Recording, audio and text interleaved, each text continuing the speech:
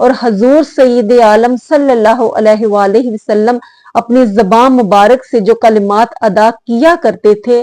بسم اللہ الرحمن الرحیم۔ السلام علیکم ورحمۃ اللہ وبرکاتہ۔ رمضان المبارک کا ایک اشرہ اپنے اختتام کو پہنچ چکا اور دوسرے اشرے کا آغاز ہو چکا، جس کو اشرہ مغفرت کہا جاتا ہے۔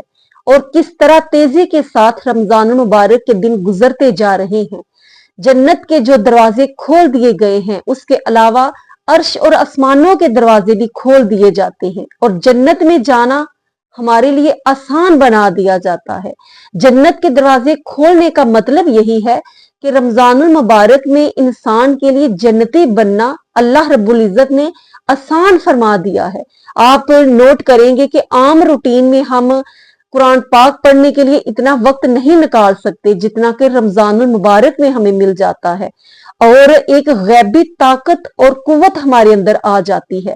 ہم پیاس میں بھی ہوتے ہیں، بھوک میں بھی ہوتے ہیں۔ اس کے علاوہ ہم شوق سے باغ کا تراویح کے لیے کوئی جاتا ہے، کوئی تسبیح کے لیے جاتا ہے، کوئی تلاوت قرآن رات اور دن پڑھنے میں مصروف ہوتا ہے۔ یہ اللہ رب العزت کی بہت عنایات ہیں ہم پر، بہت احسانات ہیں ہم پر، جن کا ہم شکر ادا نہیں کر سکتے۔ دوسرا یہ بھی ہوتا ہے کہ جو شیطان ہے وہ جکڑ دیا جاتا ہے، اور رہ جاتا ہے اندر کا ہمارا شیطان، جس کو نفس کہتے ہیں۔ اس کو مارنے کے لیے، اس کو کنٹرول کرنے کے لیے اللہ رب العزت نے ہمیں روزے کی عبادت عطا فرمائی ہے، جو کہ نفس کو مارتی ہے، اس کو قابو رکھتی ہے، کنٹرول رکھتی ہے، اور اللہ رب العزت کی بارگاہ میں بندہ بہت آسانی کے ساتھ اس کا قرب حاصل کر لیتا ہے۔ اس لیے اس مغفرت کے عشرے میں ہمیں اپنا وقت ضائع کیے بغیر چلتے پھرتے اپنی زبان سے ان کلمات کو ادا کرتے رہنا چاہیے، تاکہ ہم یہ نہیں کہ وضو میں ہیں تو پھر ہم بیٹھ کر کریں۔ روزہ دار تو اتنا اس کا مقام اور مرتبہ ہے کہ اللہ رب العزت نے اس کا سونا بھی عبادت میں شمار فرما دیا ہے، اور گناہوں کے لیے ایک ڈھال بنا دیا ہے روزے کو۔ اور حضور صلی اللہ علیہ وسلم نے تو فرمایا کہ اگر میری امت یہ جان لے کہ رمضان کیا ہے، تو وہ یہ تمنا کرے گی کہ باقی تمام مہینے بھی رمضان کے مہینے ہی ہوتے۔ تو اللہ رب العزت ہم سب کی اس میں بخشش اور مغفرت فرمائے۔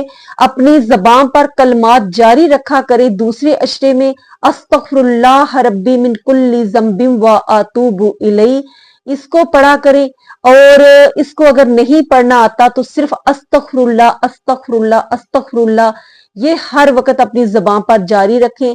اور حضور سید عالم صلی اللہ علیہ وآلہ وسلم اپنی زبان مبارک سے جو کلمات ادا کیا کرتے تھے وہ یہ تھے کہ اللہم اغفر لی ذنبی کلہ دکہ و جلہ اولہ و آخرہ و علانیتہ و سرہ، کہ اے اللہ میرے گناہ بخش دے، جو اگلے ہیں، جو پچھلے ہیں، جو چھوٹے ہیں، جو بڑے ہیں، جو ظاہر ہیں، جو چھپے ہوئے ہیں۔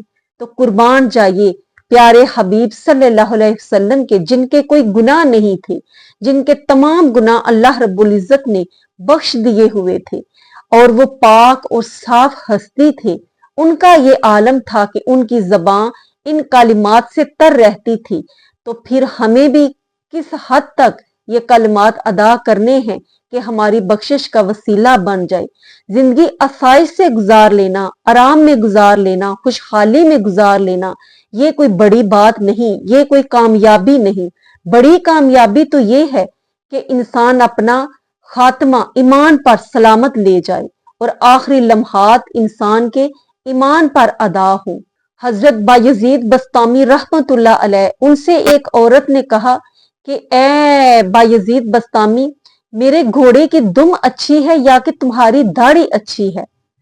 تو حضرت بایزید بسطامی اتنے بڑے اللہ کے ولی، جن کا ایک ایک لمحہ اللہ رب العزت کے قرب میں گزرتا تھا، فرمانے لگے بہت ہی آزودہ ہو کر، کہنے لگے کہ اگر تو میرا خاتمہ ایمان پر ہو گیا تو پھر میری داڑھی اچھی، اور اگر میرا خاتمہ ایمان پر نہ ہوا تو تیرے گدھے کی دم اچھی۔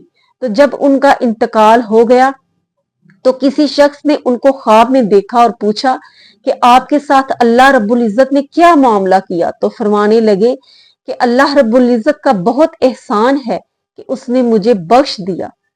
اور اس کے بعد انہوں نے فرمایا کہ میری داڑھی اچھی ہے تیرے گدھے کی دم سے، کیونکہ میرا خاتمہ ایمان پر ہوا ہے۔